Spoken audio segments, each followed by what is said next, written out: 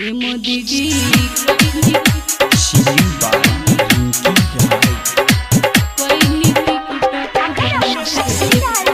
DJ Umesh time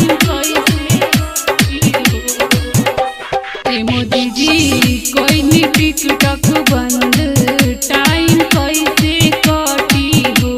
ये मोदी जी कोई नहीं टिकटॉक बंद टाइम कैसे कटी हो। टाइम कैसे कटी हो कि लड़का कैसे पटी हो। ये मोदी जी कोई नहीं वीडियो बंद टाइम कैसे कटी हो। ये मोदी जी कोई नहीं टिकटॉक बंद टाइम कैसे कटी हो। डीजे उमेश डीजे उमेश कोई नहीं SK recording studio Delhi Chhatarpur.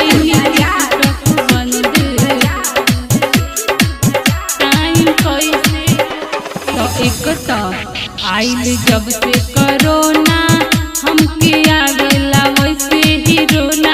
ए मोदी जी आवेला वैसे ही रोना आवेला वैसे ही रोना। एक तो आइल जब से कोरोना हमके आवेला वैसे ही रोना। ए मोदी जी आवेला वैसे ही रोना। दूसरा में मोबाइल टिकटॉक बंद लड़का कैसे पटी हो।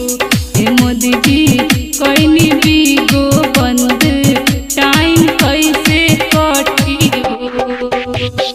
डीजे उमेश डीजे उमेश कोई नहीं टिकटॉक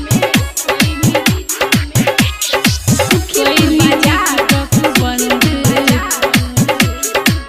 टाइम कैसे कटी। वीडियो टिकटॉक लाइक बिना मनवा लागे मोरा कहीं ना। हे मोदी जी मनवा लागे कहीं ना मनवा लागे कहीं ना।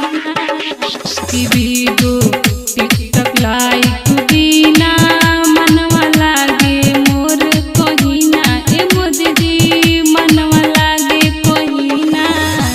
तो देखी लड़की सब रोवताड़ी लड़का कैसे पटी हो।